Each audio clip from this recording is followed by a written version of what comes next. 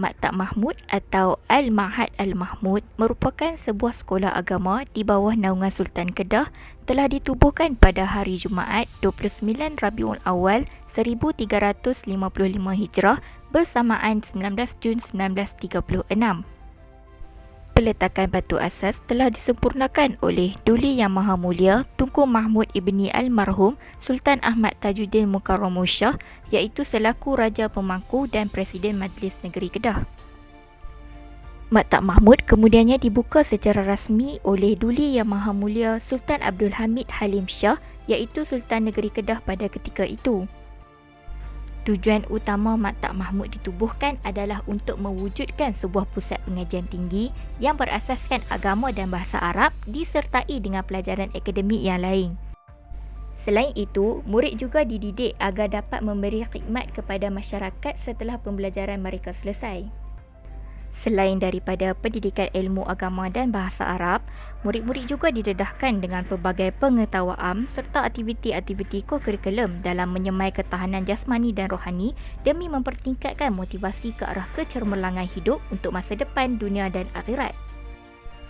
Penubuhan 12 Maktab Mahmud di 12 daerah di negeri Kedah melambangkan iltizam kerajaan negeri dalam memartabatkan pendidikan agama Islam di Kedah dan memastikan rakyatnya mendapat pendidikan yang sempurna. Sejak awal penubuhan Maktab Mahmud sehingga sekarang, ramai belia Islam yang berketerampilan dan mempunyai daya profesionalisme yang tinggi telah dilahirkan. Antaranya dari bidang keagamaan, politik, ahli akademik, kewangan, sastrawan, kehakiman dan selebriti. Kini, Maktab Mahmud Al-Lostar telah menggunakan dua kurikulum iaitu kurikulum Azhari dan kurikulum standard sekolah menengah KSSM sebagai kurikulum akademik. Sebanyak 13 subjek Azhari telah diajar di Maktab Mahmud Al-Lostar, antaranya ialah Al-Quran dan Tajwid, Fiqh, Tauhid, Hadis serta Tafsir. Manakala subjek KSSM pula, Maktab Mahmud menggunakan silibus yang sama digunakan di sekolah menengah kebangsaan. Apabila memasuki tingkatan 4 dan 5, murid di Maktab Mahmud Al-Lostar dapat memilih aliran yang bersesuaian dengan keputusan akademik mereka. Aliran yang ditawarkan ialah aliran ekonomi, perakaunan dan aliran sains tulen. Maktab Mahmud Al-Lostar juga menawarkan tingkatan 6 kepada murid-murid yang akan menduduki sijil tinggi agama Malaysia. Kurikulum yang digunakan di Maktab Mahmud adalah selaras dengan pendapat Ibn Khaldun dan Al-Qabisi yang mementingkan ilmu duniawi dan ukhrawi. Kurikulum pendidikan yang digunakan dapat melahirkan cendekiawan yang seimbang ilmu dunia dan akhirat. Kualiti pendidikan dipengaruhi oleh mutu pengurusan pendidikan.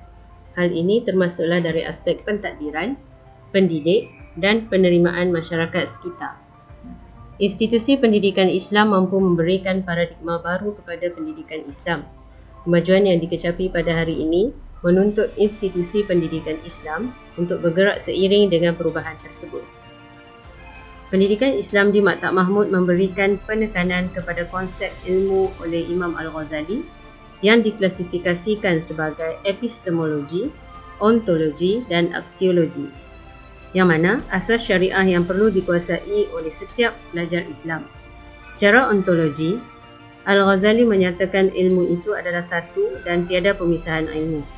Dari aspek epistemologi, Al-Ghazali menegaskan kepada kebenaran ilmu yang diperoleh menggunakan panca indera, akal dan hati. Manakala dari aspek aksiologi, ilmu harus dikembangkan dengan tujuan kemaslahatan manusia dan alam sejagat. Maktab Mahmud mempunyai kesemua elemen ilmu yang dinyatakan oleh Imam Al-Ghazali. Sehingga hari ini, Maktab Mahmud telah melahirkan ramai tokoh-tokoh daripada pelbagai bidang, sama ada akademik atau ilmuwan Islam. Kesemua tokoh ini mempunyai kemantapan ilmu dari segi duniawi dan ukhrawi. Maktab Mahmud secara umumnya adalah sebuah institusi yang menggunakan agama Islam sebagai teras utama. Dari aspek ilmu, Maktab Mahmud memberi penekanan kepada kedua-dua cabang ilmu, iaitu ilmu fardu ain dan ilmu fardu kifayah. Hal ini bertepatan dengan konsep ilmu yang ditekankan oleh Imam Al-Ghazali. Dalam masa yang sama, penuntut di institusi Maktab Mahmud akan mempelajari cabang ilmu yang lain. Maktab Mahmud juga mementingkan aspek akhlak dalam kurikulumnya. Pelajar-pelajar di Maktab Mahmud terkenal dengan sifat mahmudah. Dari aspek pemakaian, pelajar di sana perlu berpakaian mengikut apa yang digariskan oleh syarak. Selain itu, di Maktab Mahmud, pelajar-pelajar perlu menghafaz surah-surah tertentu sejak dari tingkatan 1 sehingga 6.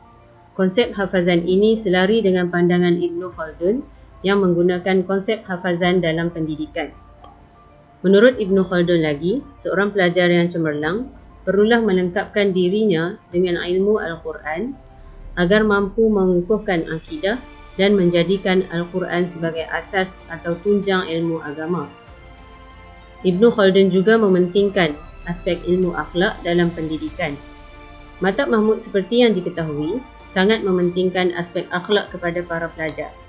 Sehingga hari ini, Maktab Mahmud menggunakan konsep pengasingan pelajar lelaki dan perempuan. Hal ini supaya dapat menghindarkan ikhtilat di kalangan para pelajar. Konsep pengasingan ini juga dapat memupuk rasa malu dalam diri pelajar di Maktab Mahmud. Al-Qabisi dalam pandangannya menyatakan, pendidikan adalah untuk mengembangkan kepribadian dengan nilai-nilai Islam. Institusi Maktab Mahmud menggunakan silibus yang seimbang antara duniawi dan ukhrawi. Di sini para pelajar akan mempelajari silibus azhari dan juga akademik. Kedua-dua ilmu ini mampu melahirkan pelajar yang cemerlang dunia dan akhirat. Ilmu yang diperoleh ini mampu digunakan oleh pelajar apabila menceburi segala bidang pekerjaan kelak. Hasrat Maktab Mahmud untuk melahirkan ahli profesional yang tinggi asas agama dalam dirinya adalah selari dengan pandangan Ibn Khaldun dan Al-Qabisi. Sekiranya pelajar menjadi seorang doktor, maka dia akan menjadi doktor yang tinggi ciri-ciri Islam. Begitu juga dalam cabang pekerjaan profesional yang lain. Sehingga hari ini, Maktab Mahmud berjaya melahirkan tokoh ilmuwan Islam.